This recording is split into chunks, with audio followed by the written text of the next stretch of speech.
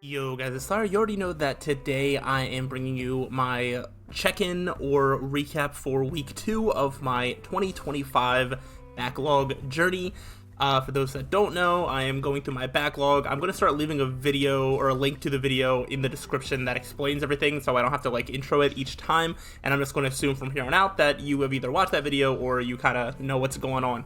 So I'm going to recap what has happened the last week. I like the format that I did last time, but I am going to try to keep it a little bit shorter and a little bit more concise, and I think it'll be easier as I do this more and more. So the format is I'm going to talk about the previous week, then I'm going to deep dive into each game that I played during the last week, and then I will talk about what I expect things to come.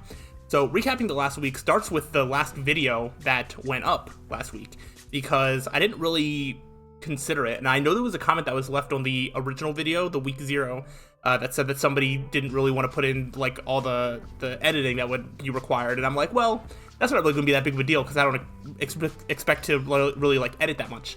But even though it was a very simple edited video, it still took time and more than I expected. Based on the fact that this is not scripted or anything, if I have any really awkward pauses, or I stumble over my words too much, or I just need to cut something out in some way, I have to go through and edit it down, and so that meant that I had to listen to the whole thing that I did last time, which was already a 20-25 minute video, whatever it was, and then also making sure that I put in gameplay where I wanted gameplay, putting in music where I wanted music, and things like that. And it wasn't hard, but it was more time consuming than I expected, and I'm not sure if that is going to get on me throughout this process. I already was considering, I was like, maybe I don't even bother putting gameplay and I just put pictures or whatever. And I don't know if I'm going to do that or not. I definitely still like having the gameplay because I've tossed around the idea of maybe doing a big ranking of all these games at the end of the year or something. But I want to have the gameplay on hand anyway, and if I have it, then I can just throw it up. But we'll see how I adjust my editing process moving forward. So in terms of what I played, I have not updated the spreadsheet, so we're gonna update this in real time. Quantum Conundrum, we are going to put that as complete. I finished that on Saturday, the day that video went up. I spent an extra maybe hour on that game, and yeah, it was good. Like I said, I said that I was pretty close to the end, and I was at the end. I rolled the credits, I listened to the fantastic song, and I think I only missed out on one extra little puzzle thing, but that is a complete game for me. I'm also changing Super Mario Odyssey to complete, and I'm going to dive deeper into why when I go in depth to each of my little reviews. But I am marking that game as complete just because I feel satisfied with the amount of progress that I've made. But again, I'll dive deeper into that when it gets its own specific thing. And then the game that I did start this past week was Tales of Iron, which I am going to put as in progress, though I'm basically almost done with it. Again, I will talk more about that when I get to that section of the video. So I can essentially take away the 9 hours and 27 hours. I have another spreadsheet that actually has it without the hours, and it's just the number. That way it does the math and stuff for me. So I'll double check my math later, but this should be 36 hours. So if I just delete this and this, I'm just doing this manually. So 36 hours puts this at 13:25, I think. And if that's wrong, then that'll get updated. I'm not sure if I actually spent that many hours on Super Mario Odyssey or not. But I think the Quantum Conundrum estimate was pretty close. So I've been sort of in the range for all these. But yeah, that is the what in terms of what I played. Also, because I know what game I'm going to start next, I'm actually going to put Life is Strange as in progress because I haven't quite started it, but I am going to very, very soon.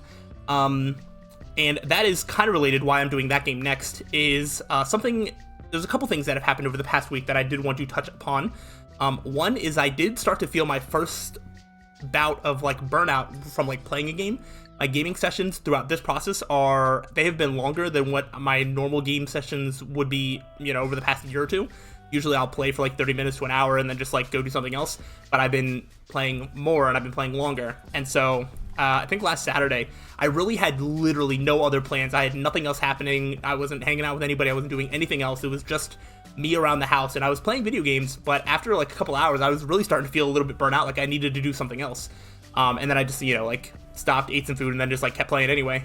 So that was an interesting thing to encounter, because I just wanted to do something besides play a video game. And then I did, but then I kind of went back and it was fine. The other thing that started happening is Tales of Iron is a 2D like action game, and it requires, I don't know how to describe it, but like, you need to be like attentive, and it requires like a little bit of skill and whatnot. And my hands were actually starting to hurt from like how often I was playing it and how often like the button requirements like needed from me. And so that is why I'm doing Life is Strange next, because I need a game that's not going to hurt my hands. So I want to take a break from like action games for right now. But yeah, so that is the two things that I sort of experienced over the last week. And yeah, on top of that, I've just been getting recommended a lot of videos about people that have played games in 2024 and just other people's like backlog experiences, and that is also continuing to motivate me further. So that is really, really cool. I said I wanted to try and keep this shorter, and I feel like I'm not on a good I'm not on a good timeline to do that. So let's go ahead and move on to the section of the video where I'm going to talk about my thoughts of the sections of games that I've played for the past week. So Quantum Conundrum, I finished the game. I was already towards the end, and I finished it. Same thing sort of continued, where I did need like a guide every few puzzles or so, but I was able to do a lot more than I expected without help. It is a very, very good game, and it's very charming, and the credits song, like the song that rolls during the end credits, is fantastic. One of my favorites. I actually, a long time ago, I actually did a drum cover to that song, and that video might still exist on YouTube somewhere. Yeah, look up Flip a Switch. That's the name of the song. It's very good. So that was fantastic. I felt very satisfied. The only thing I did not do is I didn't get all the collectibles, and there was like a blueprint thing that you had to get, which unlocked one extra area, which was one extra puzzle, which was just for achievements, and I didn't really care about achievements. I wasn't getting no platinum trophy. I guess it's on Steam, so it wouldn't be a platinum trophy, but the full achievement, whatever. But I did like watch the rest, so I was using like a walkthrough every now and then to consult like if I needed it. And so when I finished the game, I just looked at the tail end of that walkthrough to see what the extra thing was. So I did see it, but I just didn't experience it. But honestly, I felt satisfied enough for me. Super Mario Odyssey, I played a decent chunk of. A lot of that came on Saturday and Sunday, and I think earlier in the week is when I decided to fully complete it. I got over 250 moons. I got to the next place, which was a whole boss gauntlet with all the brutals, I guess they're called. And I don't know, it was okay, but I started to realize that I feel like the rewards for collecting more moons was not something that was motivating me to continue to play. I had mentioned before that my experience with 3D Mario games is that Mario's controls are like a little bit loose, and it's not great for precision platforming, which was never an issue in Odyssey, but except for when you get to the post game, and I have been running into some challenges that require like precise platforming, and I feel like the controls are a little bit looser, at least the way that I interact with the game. That's just not my style of platformer. If it needs like very precise timing and like precision platforming and whatnot, I just don't think that Mario is like the best for that. So I don't want that to come across as like a super negative. This is like a thing that probably takes this game from like a 10 out of 10 to like a 9 to 9.5 out of 10. I still love this game.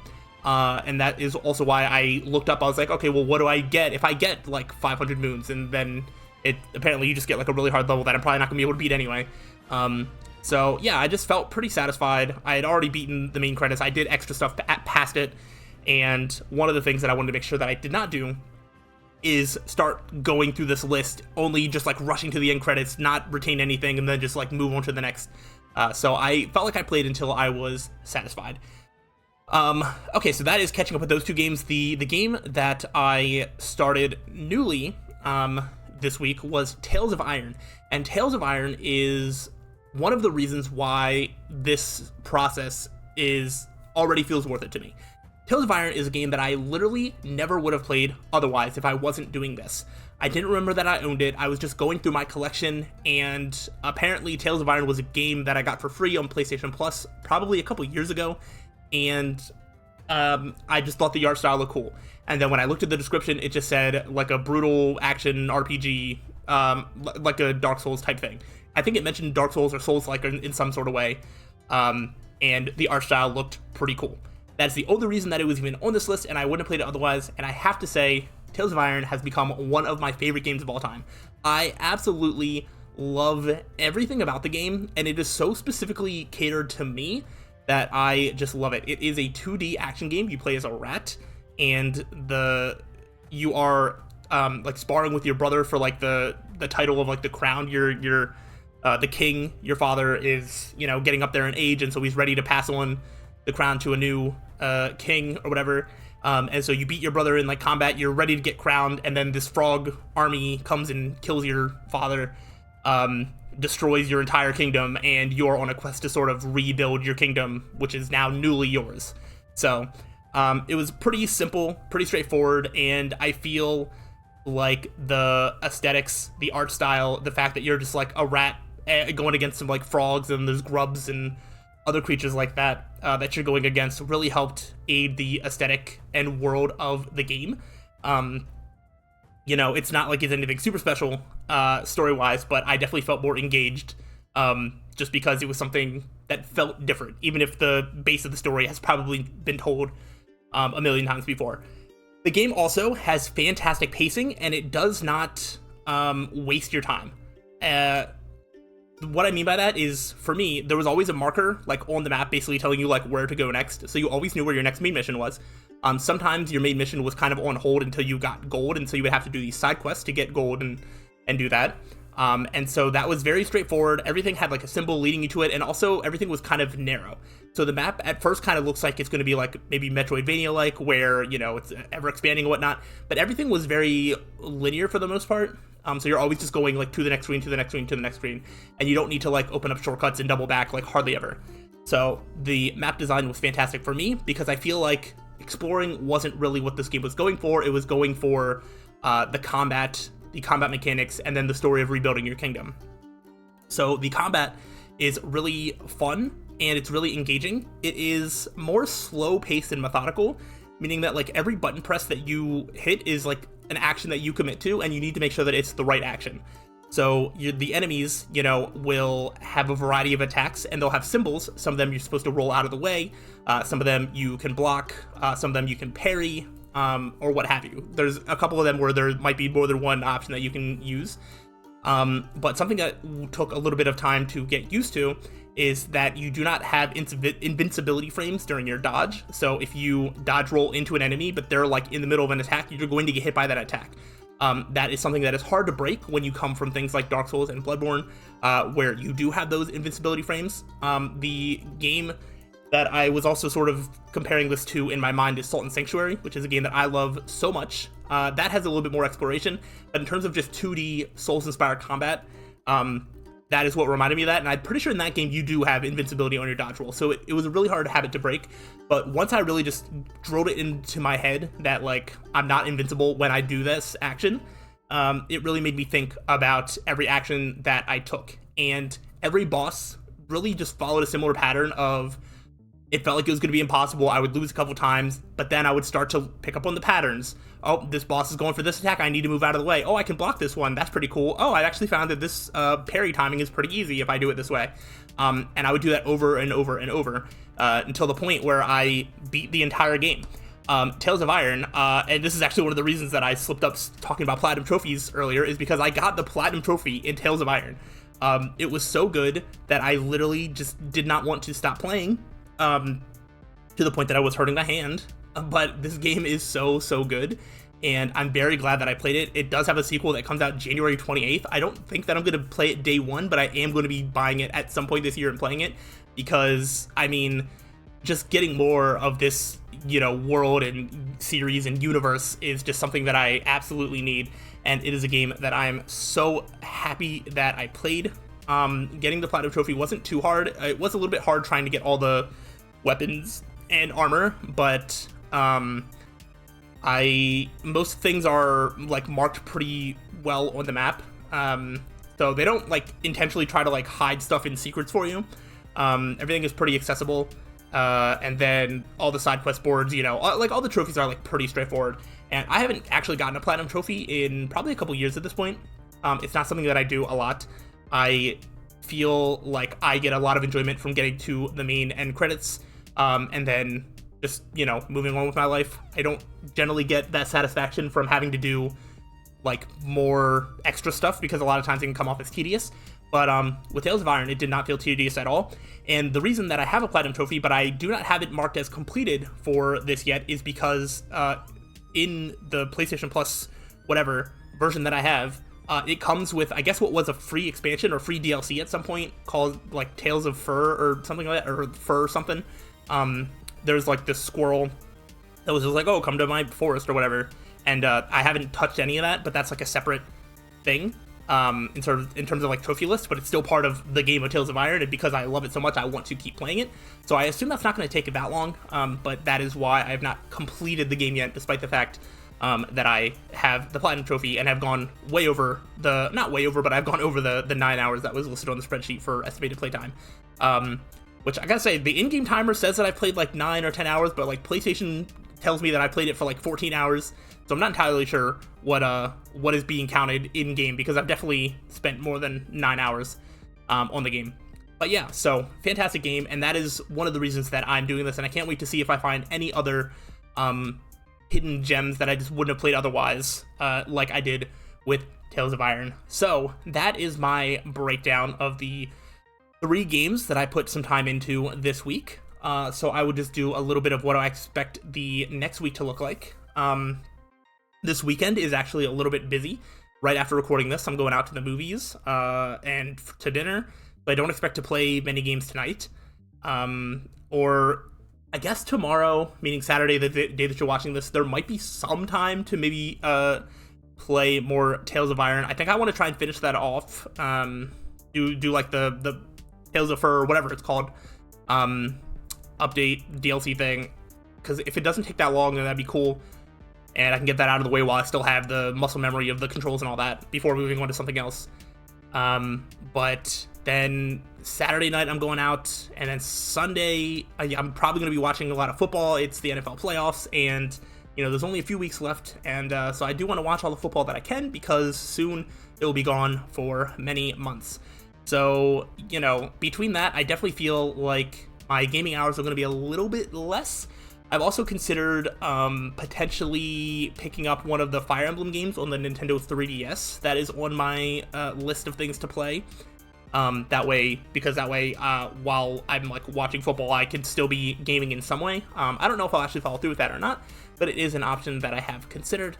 But my work week should be pretty standard. I just work on Monday through Friday. I'm home and have every evening off. I don't have any plans for the week, so that is when I'm going to have to get my gaming in.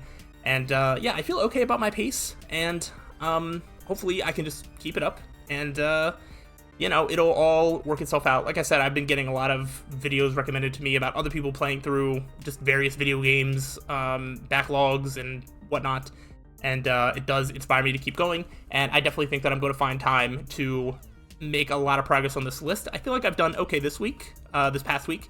I think I'll do okay this next week. I don't know if it's going to be my best week, but we'll see. I definitely still feel motivated, and yeah, I really want to get as many of these games done as possible, and I've also made sure not to rush anything. The fact that I put in the extra time to get the Platinum Trophy in Tales of Iron, and I'm playing an extra thing, means that I am still enjoying video games, and I'm not just turning this process into a checklist. Even though the spreadsheet very much is a checklist, it doesn't feel like it in my mind in terms of oh, I have to just do this, move on. I'm enjoying everything, and I've enjoyed every game that I've played so far, and we'll see if that changes if I start coming across a game that I don't enjoy, but I feel like I'm pretty good at understanding my likes and dislikes, so I think I'm going to like everything that I'm planning on playing, but I guess we'll see. So yeah, I think that should wrap everything up. Looks like I might have hit, slightly under 20 minutes, or maybe about the 20-minute mark for this video. And it also should require less editing, because I had way less awkward pauses and moments of silence, which is fantastic. So let me know how you feel about the format, if there's any ways that you think it could be improved. Yeah, let me know if you have any commentary on any of the games that I talked about today. And as always, if there's any of these games on the spreadsheet, which the link to it is in the description, if you feel like I definitely need to be playing one of these sooner than later, let me know. And I'll move it up in priority. I don't there's a lot of games on here. There's a lot of directions I can go, and I will update you next week with what happens this upcoming week. So hopefully you have enjoyed, and I will see you next week. So till then, peace out.